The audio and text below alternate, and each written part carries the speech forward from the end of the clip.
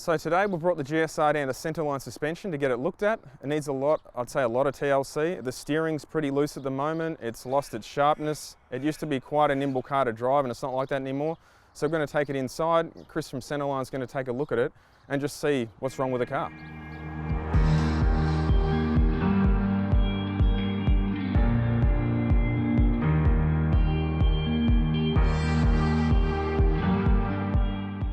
After performing maintenance and basic modifications to improve the power output, the same can't be said for the underbody of this car.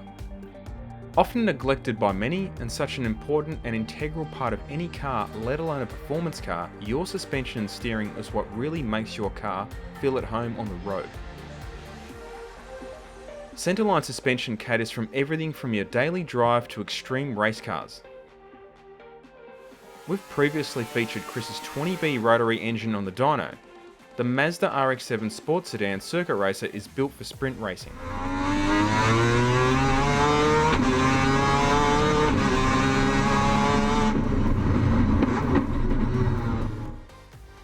With a broad racing background, Chris has years of knowledge to apply to everyday street cars like these.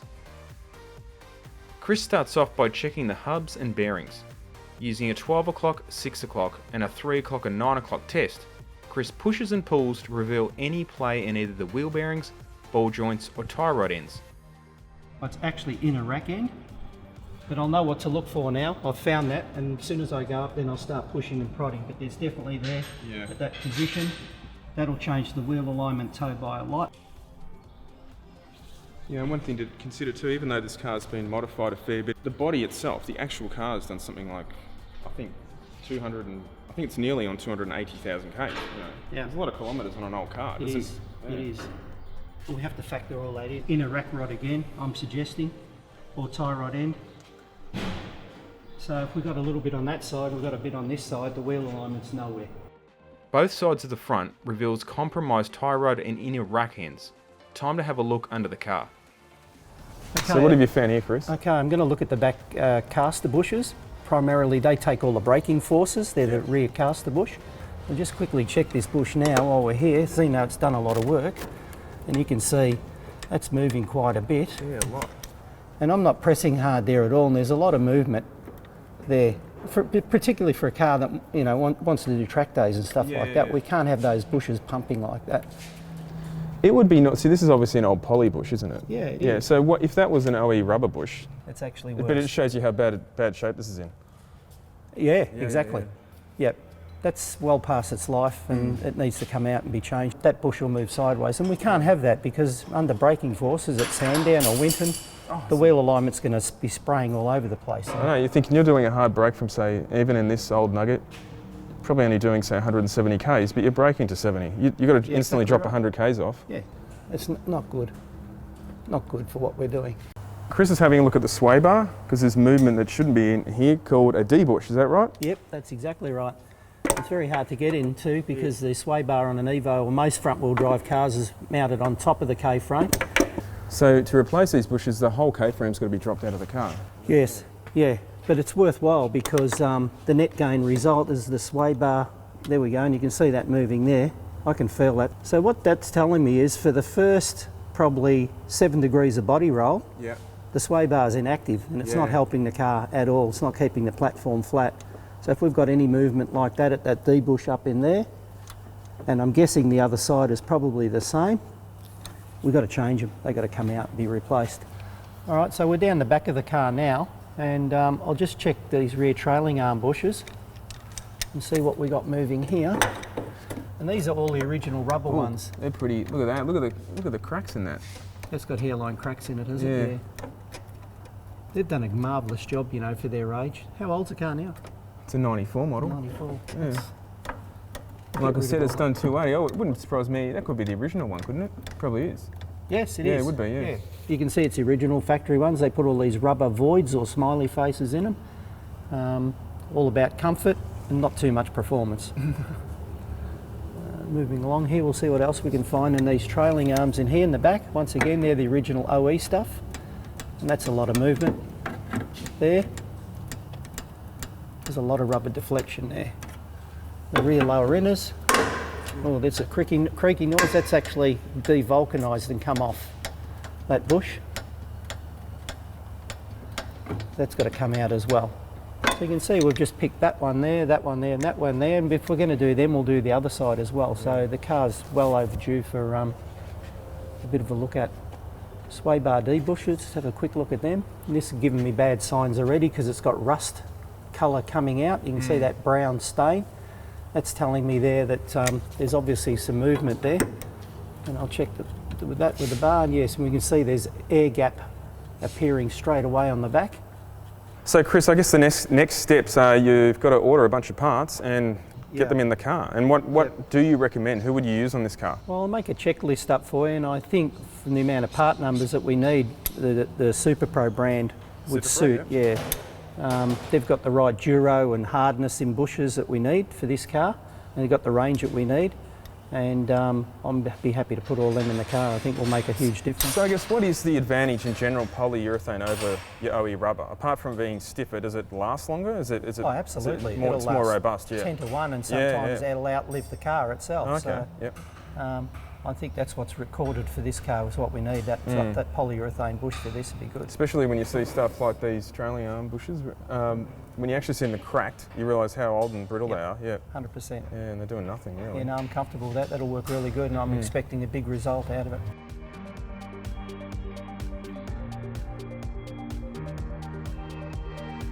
So where are we starting today, Chris? Okay, what we're going to do, we're going to start to strip out the suspension. Just got the car prepared on the hoist. We'll drop out some control arms and we'll go in the press shop. We'll examine the arms, make sure they're ready for service, and we'll press the old bushes out and press the new SuperPro stuff in. You can see this bush here that's blowing out now. That's in terrible shape, that bush there. It's already split. There's fragments coming out of it already. Think of someone at home, if they tried thinking I can just push that out myself and belt it out, they'd just damage the arm, wouldn't they, in the end? Exactly right. Yeah. You can't just get out there and clack it out with a big ball peen hammer. It's not going to happen. They're an interference fit, and they go in like on a wedge shape. So the more you press them in, the tighter they get in theory.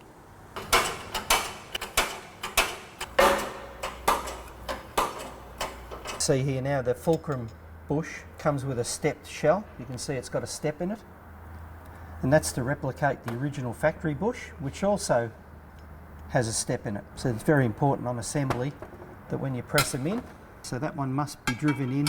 Just the right direction. At the right direction.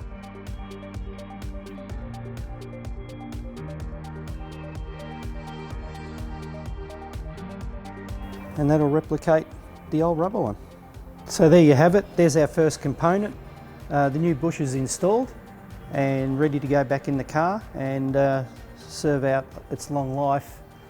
So Chris, you've done the rear arms, now you're moving on to the front arms, and we're going to look at this ball joint and the front and rear bushes of the front arm. Yep, that's correct, Geordie. We're going to strip this arm off now, well, both front arms now, and get them in the cleaning tank, tidy them up a little bit, and then go into the press shop and press out the ball joint, recast the bush, and front lower in a pivot.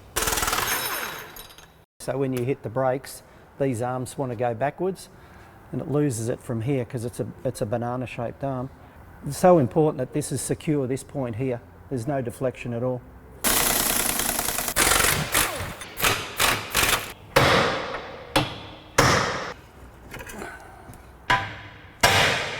So there we are, there's a front lower control arm. And that's that Nolethane bush there. Well, we know a lot of front wheel drive cars, when you let the clutch off from a standing still position, they get the lift, they actually lift up. That's the wind of the drive shafts. And to stop that, to keep the tyre contact patch correct, just by moving those positions from 0 to caster, and then caster and anti-lift, you're getting a double improvement straight away.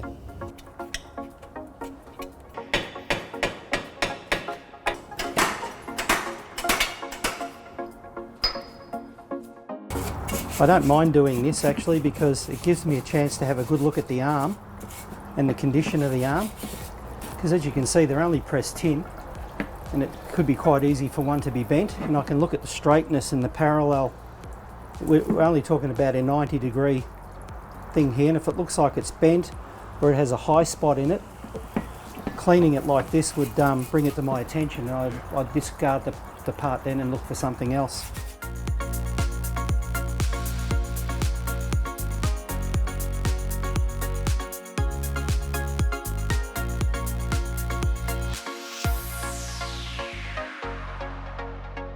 So Chris, now you've completed the arm, you've done the ball joint, you've done these are the both inner bushes, the inner pivot and your caster adjustment bush? Yep, that's exactly right. I've checked the arm out for straightness. The arm's good, it's good to go again. There's no structural damage to the car. Everything pressed together nicely. So we put a brand new ball joint, lower inners and lower inner rear with the caster and anti-lift improvement added into the bush. As you can see there, it's an offset bush. And as far as I'm concerned, that arm's ready to go and give good service for many years to come.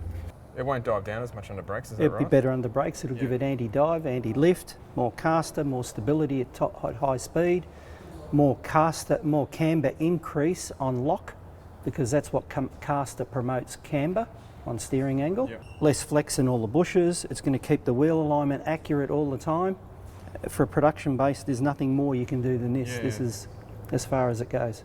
You know, really what needs to happen is the car needs to go on the wheel alignment machine first, which we've done, and we know what the figures are, and we know what our target figures are, where we want to be afterwards.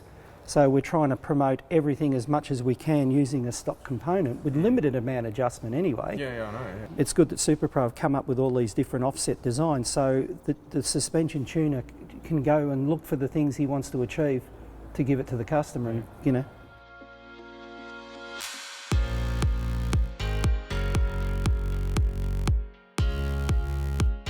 So you can see on the left-hand side, we've put the original bush on just to show the difference of position for caster and anti-lift. This one's here in the centre. We come across to the right-hand side now, and you can see the extreme position difference now for the right-hand side lower control arm now. That's promoted more caster by pushing the control arm forward, by changing this position here. It's down for anti-lift, and that's going to be a massive improvement in wheel alignment figures and stability, so I'm quite happy with that. I think you might have got a bit of gorilla snot on your hair too. On that. There'll be some rude comments about what's coming out of there.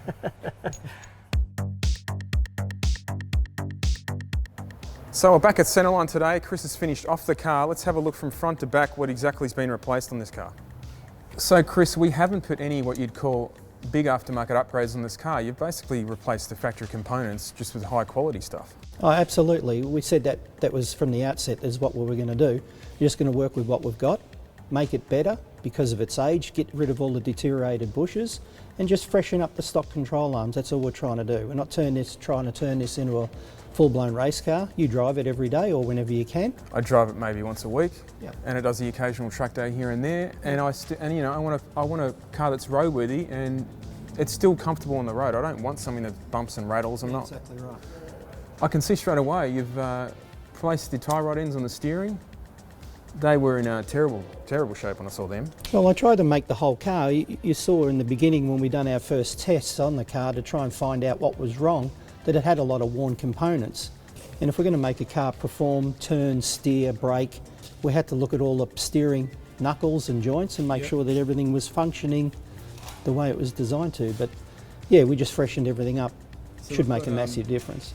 All bushes have been replaced on these arms. This is the extra caster and anti-lift bush. So this is really the only, I guess, part that's not 100% factory spec? Correct, that's a performance upgrade. Yep. So that'll give us our extra caster, which will sweep the wheels forward, and the caster will go, the original Evo caster I think was 4 degrees. We've probably brought it up to 5 degrees, an extra degree. I think these cars turn really good in their days, and for you to say that to me, that there's getting dull in the steering. I was more than dull. I knew then that the car had deteriorated and there was worn components there that had to come out. So if I picked up all the steering linkages, outer tie rod ends, inner rack rod, pivot bushes, ball joints, I'd pick all those 1%ers up and that steering crispness would come back straight away. Yeah, I'm excited to actually see how it drives now. Also what you can't see, the D-bushes on the front sway bar, you've had to take its K-frame down to get them out, but they've been replaced as well. You can't show that, but... A bit of it was a huge job actually to drop the K-frame down, but it was that 1% by replacing those sway bar D bushes that I thought was needed. You couldn't not do it. Unfortunately, it's just painful and it's got to be done. So I'm glad you did it, not me. Let's go to the back of the car. Now, remember these earlier on, how bad of a shape they were in? When Chris had his pry bar on them, the entire wheel here was moving probably a good centimetre in and out, just with a little bit of, not a lot of effort really to move that. You can see all bushes have been replaced in the trailing arms and these control arms, and also just the D bushes on the rear sway bar. So Chris, often an overlooked area that people don't do is go and get wheel alignments. They make changes to their car at home and think, oh, she'll be right, bolt it back together. Yep. I know I've done that before, Yep. and don't get a wheel alignment. So what have you done with this thing? well, we've given it a sort of a semi-track day type wheel alignment. I know like you like to whiz around corners and things like that, so I haven't gone as aggressive as I can or you would want to. I've kept it sort of pretty basic. Yes, and last time when you did it, I actually was expecting a little bit of inner tyre wear, and it didn't do it. So I thought, well, it can't be that aggressively. Well, in this generation now, we don't have cross-ply tyres like we used to back in the 60s and 50s. Everything's a radial, and a radial tyre to perform well requires some amount of negative camber for performance track days. Yes. For the street, it doesn't. No, it doesn't. So I need to clear that part of it up. But before I can do a wheel alignment, and this is a big problem I see, cars that come in and the customer has said to me, oh, I had a wheel alignment done at the last service.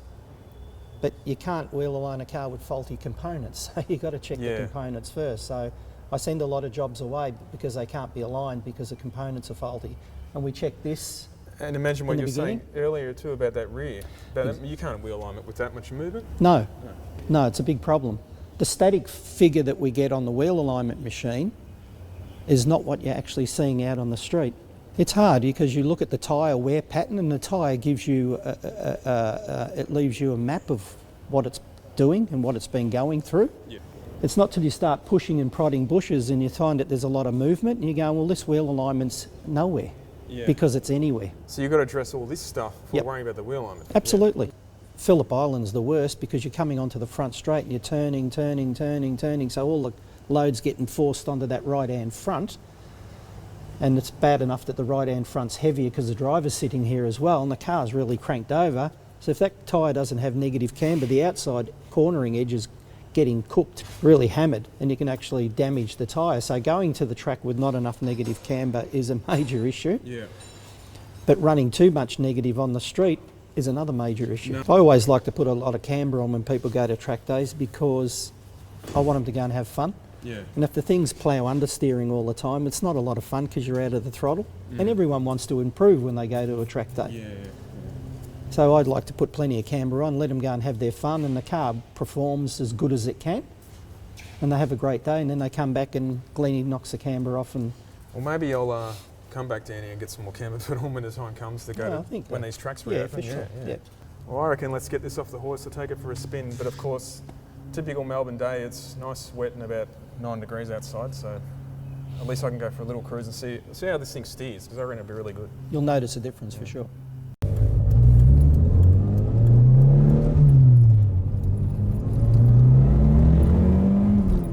Oh, feel that, jeez. It's responsive, isn't it?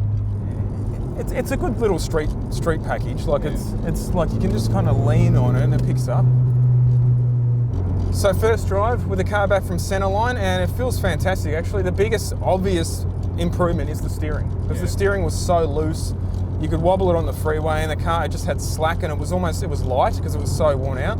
The steering's a little bit heavier as how it should be. The car certainly feels every bit of 25 years old though. It's but you know, it's not a daily driver. It's a weekend toy, really. Yeah, but also if you've got to be a bit realistic. You're putting poly bushes, it does tighten the car up a lot. It does. So you're gonna, you are gonna on the street, you are gonna feel some vibrations. But like you've said, like your chassis done nearly 300,000 kilometres, yeah. It feels a lot better when on the freeway now. This is quite a light car. It's a bit, it doesn't need much power to make it go. And obviously, that's being a lightweight car. It instantly helps braking and cornering, and this is why I like this car. Yeah, 100%. Yeah. And you rarely see them on the road these days. So now, I guess the next, I know we spoke in our last video about gearbox solutions, but I think 100% we need to look at the driveline before we put any more power in it. To be honest, doing the engine's the easy part. Because it's like proven, you know what I mean? You know, most people who sort of do track days, they're generally using later model Evos. So you've got far more choice of aftermarket parts if you need them. You never see these at the track. No. So obviously the next move, Jordo, is we've got to look at this drive line, but that's not going to be a 3-minute fix. Bit of research. No, I mean, I have been thinking about, do I change the turbo? Because the turbo is completely out of puff. It's 200 kilowatts, whatever it is, 22, 23 pounds, whatever it's going to make on the day. But it's all out. It's not designed to be doing this kind of stuff. Yeah, but okay, let's say you change the turbo, you might as well change the engine, and then you'll just start breaking all the whole thing will snowball. And it's funny, a lot of people with these older GSRs or even the Galants, they say, yeah, the car was really fun at about 220 kilowatts, and then they ended up with 300, and they go, I wish it sat at 220. Yeah. So I don't know whether... Yeah, but I think, you know, if you want to do the odd track day and that in it, you're better off strengthening the driveline. Because it's actually, you probably end up going quicker with a better gearbox in it, and B, geez, that sun's pretty bad, isn't it? You're not hammering the engine so much, you know? Oh, yeah, I know. You'd make up time with a better gearbox, and it's just a more enjoyable car to drive, too. This still runs a smallish exhaust, stock intake, so it's probably not... It's probably a little bit choked, but I prefer the car to be a bit quieter than what most people do. I'd like to say a big thanks to Chris from Centreline and Glenn for helping me out. They did a great job on the car, and also to fullBOOST Suspension for the SuperPro gear. I'd like to say, though, if you've got a JDM car, or really any car that's old, and you think it doesn't quite drive as well as you should, definitely get it looked at, because it can make a world of difference to how your car drives. And it's also, a lot of the stuff obviously you replace on your car, unless it's on a hoist, you can't see it. No. So it's not visible that it could be worn out, you know what I mean? After seeing what you've done on your car, all of a sudden I'm like, I think I should get my Subaru checked out. However, that car's not too bad. I've actually replaced more stuff on my Renault. I've been wanting the underbody of this car looked at for a very long time, and I'm rapt that I've finally done it now. And straight away you can feel the improvement.